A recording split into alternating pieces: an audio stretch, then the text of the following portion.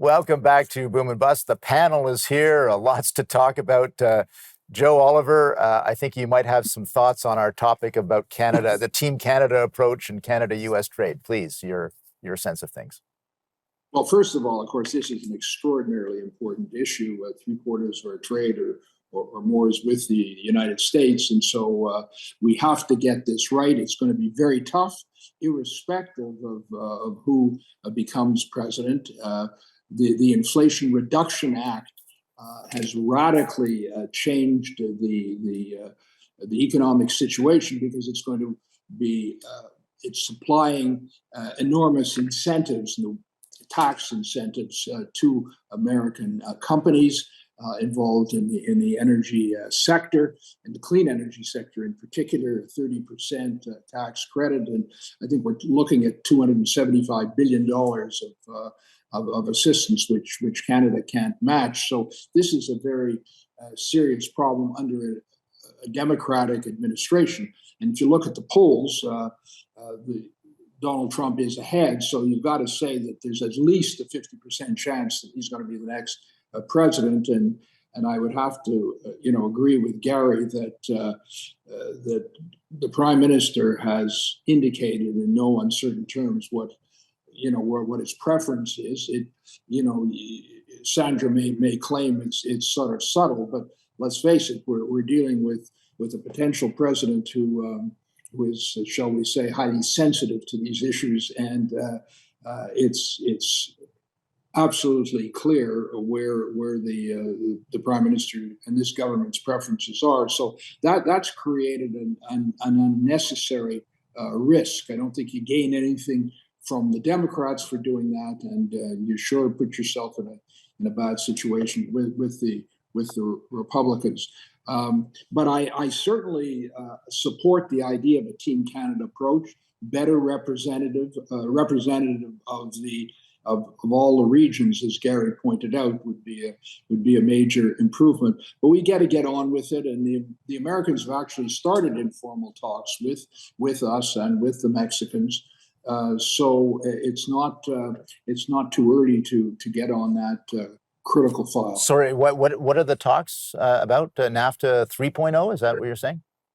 Yes, yeah, because it's what is it? It's a couple of years. Right. It comes up for renewal, right? It's going to be renewed. There's a review that's due 5 years from its signing, so that's coming up. Right. And that kind of review either can sort of pass by slowly and quietly, or, depending on who is in office, wants to take advantage of that opportunity. Hopefully not, because the current deal is actually very good for us, and it's just going to pass by. They'll have bigger fish to fry, focusing on other parts of the world, for example. But I think it's a given that Team Canada worked. It worked in the Chrétien days, the first time we sort of launched that Team Canada approach.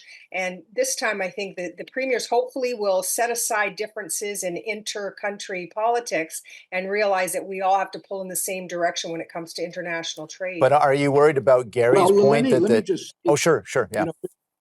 Go ahead, Joe. There's a real focus on home shoring now, to protect supply chains in critical industries. So that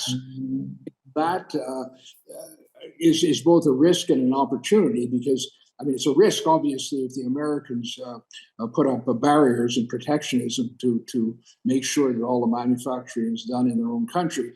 But if we can make the case that the home shoring should really be viewed as a North American kind of approach, because let's face it, we don't pose a political or regulatory or administrative or legal risk.